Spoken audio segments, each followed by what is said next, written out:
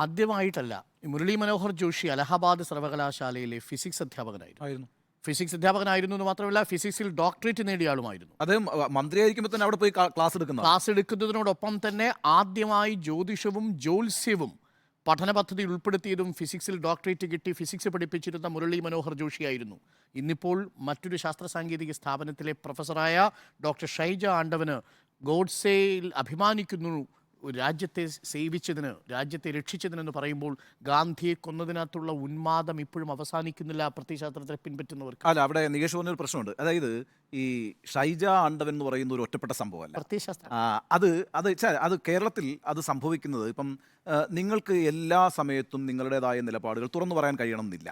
എന്നാൽ ഒരു വിഭാഗമെങ്കിലും ഞാൻ പറയാൻ പോകുന്ന അഭിപ്രായത്തെ പിന്തുണയ്ക്കുമെന്ന് എനിക്കൊരു ബോധ്യമുണ്ടായാൽ ആ ബോധ്യത്തിൻ്റെ അടിസ്ഥാനത്തിൽ ഞാൻ ചില കാര്യങ്ങൾ പറഞ്ഞു എന്നിരിക്കും. ഇപ്പോൾ ഇവിടെ കേരളത്തിൽ ഗോഡ്സെയെ ആദരിച്ചുകൊണ്ടൊരു പ്രസ്താവം നടത്തിയാൽ ഒരു 25 വർഷം മുമ്പത്തെ സ്ഥിതി എന്താ?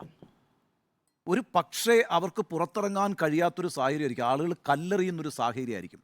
എന്നാൽ ഇപ്പോഴെന്താ അവസ്ഥ? ആളുകൾ കല്ലെറിയില്ല എന്ന് മാത്രമല്ല, ഒരു നല്ല വിഭാഗത്തിൻ്റെ പിന്തുണ ലഭിക്കുകയും ചെയ്യും. അപ്പോൾ ഒരു പ്രത്യേക മാനസികാവസ്ഥയിൽ ആളുകൾ എത്തിപ്പെട്ടിരിക്കുന്നു, ആ മാനസികാവസ്ഥയുടെ പിന്തുണ ലഭിച്ചുകൊണ്ടിരിക്കുന്നു. ആ പിന്തുണയിൽ നിന്നുകൊണ്ട് പറയാനുള്ള കരുത്തൊരാൾക്കുണ്ടാകുന്നു. അപ്പം അതൊരു രോഗാവസ്ഥയാണ്. ആ രോഗാവസ്ഥയാണ് നമ്മളെ അലോസരപ്പെടുത്തേണ്ടത്. താങ്കൾ നേരത്തെ അരുൺ പറഞ്ഞത് കണക്ക് ഈ പറയുന്ന ഭാരത് മാതാ കി ജയ് എന്ന് ഒരാൾ പറയുകയും അത് വിളിച്ചു പറയാൻ തീരുമാനിക്കുന്നൊരു ജനക്കൂട്ടമാണ് വലിയ അപകടം എന്നുള്ളൊരു യാഥാർത്ഥ്യമുണ്ട്. കാരണം ഫാസിസം എപ്പോഴും പ്രവർത്തിക്കുക ഈ ആൾക്കൂട്ടങ്ങളിലൂടെയാണ്. ആൾക്കൂട്ടത്തിൻ്റെ വികാരത്തെയാണ് അതെപ്പോഴും ചൂഷണം ചെയ്യുക. ആ വികാരത്തെ ചൂഷണം ചെയ്തുകൊണ്ട് അങ്ങനെ ഒരു വികാരത്തെ ചൂഷണം ചെയ്യാൻ പാകത്തിലൊരു ആൾക്കൂട്ടം കേരളത്തിലും രൂപപ്പെട്ടു വരുന്നു എന്നുള്ളത് ആശങ്കാജനകമായിട്ടുള്ള കാര്യം. ഇത് പ്രവർത്തിക്കുന്നത് എങ്ങനെയാണെന്ന് അറിയാമോ? ഒരു എക്കോ ചേംബർ എന്ന് പറയുന്ന നമ്മുടെ വാട്സപ്പ് കമ്മ്യൂണിറ്റികൾ വഴിയാണ്.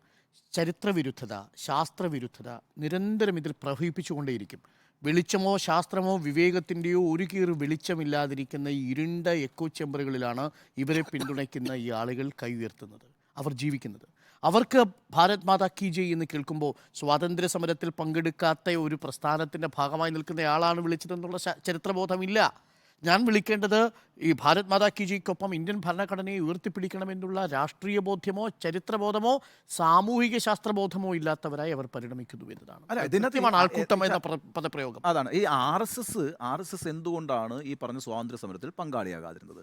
RSSന്റെ രാഷ്ട്രസങ്കല്പത്തിനകത്ത് ഈ പറയുന്ന അന്യമതസ്ഥരില്ലെന്നേ. അവരെ കൂടെ ഉൾക്കൊള്ളുന്ന ഒരു രാഷ്ട്രസങ്കല്പത്തെ ഉയർത്തിപ്പിടിക്കുന്ന മഹാത്മാഗാന്ധിയുടെ നേതൃത്വത്തിലുള്ള ഒരു സമരത്തെ എങ്ങനെയാണ് RSSൽ പിന്തുണയ്ക്കാൻ കഴിയുക, അല്ലെങ്കിൽ RSSന് പങ്കാളിയാകാൻ കഴിയുക? അപ്പോൾ എന്താണ് അവരുടെ രാഷ്ട്രസങ്കല്പം? ആ രാഷ്ട്രസങ്കല്പം ഒരു ഹിന്ദു രാഷ്ട്രസങ്കല്പമാണ്. ആ ഹിന്ദു രാഷ്ട്രസങ്കല്പത്തിൽ നിന്ന് രൂപപ്പെടുത്തിയെടുത്തിരിക്കുന്ന ഒരു ദേവതാ സങ്കല്പമാണ് ഈ ഭാരത് മാതാ എന്ന് ഇപ്പോൾ ഇവർ പറയുന്നത്. എന്നാൽ സ്വാതന്ത്ര്യ സമരകാലത്ത് ഭാരത് മാതാവ് എന്ന് പറയുന്നത് ഭാരതത്തെ ഒരു മണ്ണായും ഭൂമിയെ ഒരു ദേവതയായും കണ്ടുകൊണ്ടുള്ള വേറൊരു ആശയത്തിൻ്റെ അടിസ്ഥാനത്തിലാണ് അത് വരുന്നത്.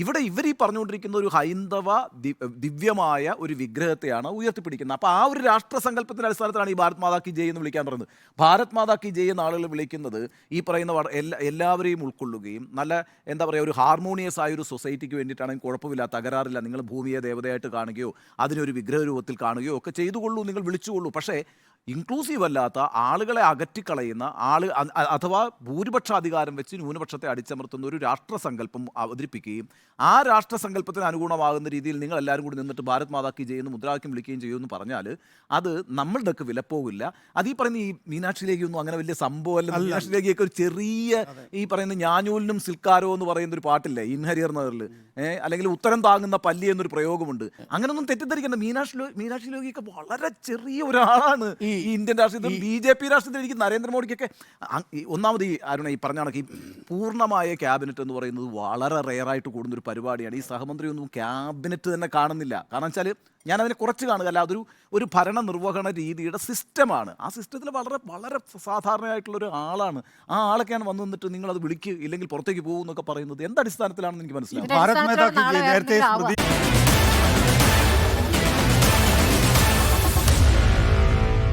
Meet the editors.